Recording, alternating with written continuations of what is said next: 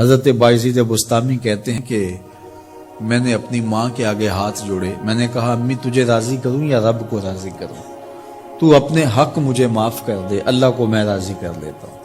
ماں نے کہا جاؤ پتر میں اجازت دیتی ہوں۔ گئے جنگلوں میں ذکر و فکر میں لگے رہے، تنہائی میں اس کو یاد کرتے رہے، دن رات ذکر کے چراغ روشن رکھے۔ 12 سال گزر گئے حق کی تلاش میں۔ ایک دن واپس بستام کے قریب سے گزر رہے تھے، خیال آیا چلتے چلتے ماں کو سلام کر جاؤں۔ دروازے کو دستک دینے لگے تو اس خیال نے ہاتھ روک لیا کہ ساری زندگی ماں کو سکھ تو دیا کوئی نہیں، اب دکھ بھی کیوں دینے لگے ہو؟ رات کا ایک پہر بیت گیا ہے، سردیوں کی لمبی رات ہے، ماں بستر میں لیٹی ہوگی، تیرے لیے اٹھے گی، دروازہ کھولے گی۔ دروازے کے ساتھ ہی لگ کے بیٹھ گئے اور ساری رات کاٹ دی، اس خیال سے کہ ماں کو تکلیف نہ ہو۔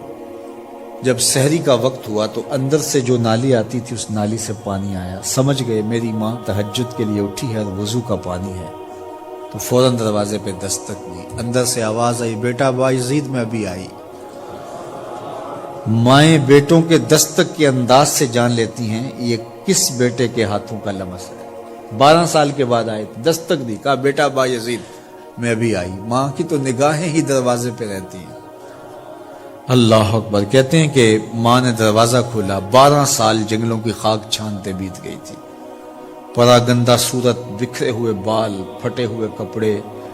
میری ماں کی جب نگاہ میرے پہ پڑی تو اس کی چشمان سے موٹے موٹے آنسو ٹپکنے لگے، اور اس نے ایسے ہاتھ پھیلا کے کہا مالک میرا بیٹا بایزید تیری طلب میں نکلا تھا، تو نے ابھی تک اسے اپنا قرب نہیں دیا۔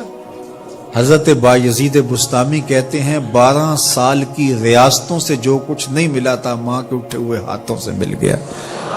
میں نے کہا مالک میں تجھے کہاں ڈھونڈ رہا ہوں، تو کہاں موجود ہے؟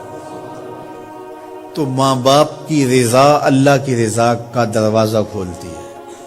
جن لوگوں کے ماں باپ ناراض ہیں اور وہ جا کے پیر صاحب کی خدمت کرتے ہیں اور میاں ماں کے قدم چومو، باپ کی ٹانگیں دباؤ، ان کی خدمت کرو، تمہارے پہلے مرشد وہ ہیں، ان کو راضی کرو، پھر کسی شیخ کامل کی صحبت میں آنا، دیکھو کیسے دل کی بند کھڑکیاں کھلتی ہیں۔